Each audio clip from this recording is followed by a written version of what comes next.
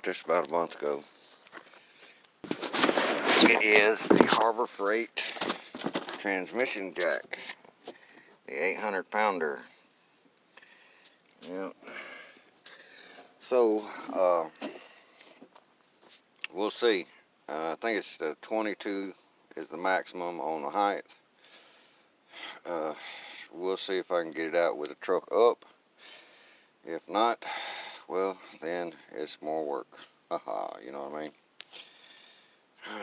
But the object is not to get this too greasy and oily and put it back in the box so I can store it.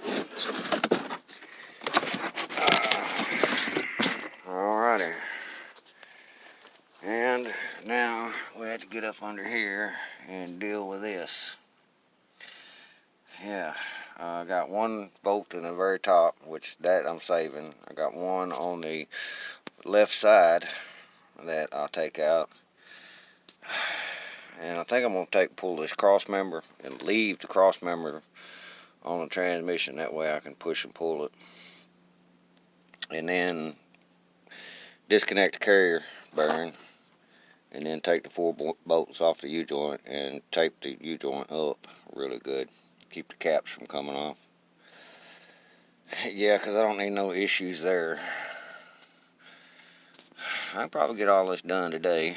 I don't know. We'll see. But I'm not going to get that transmission slid back. That's not happening. I might be able to. I don't know. We'll see.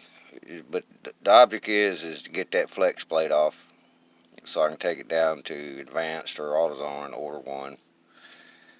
Alright, y'all. Peace.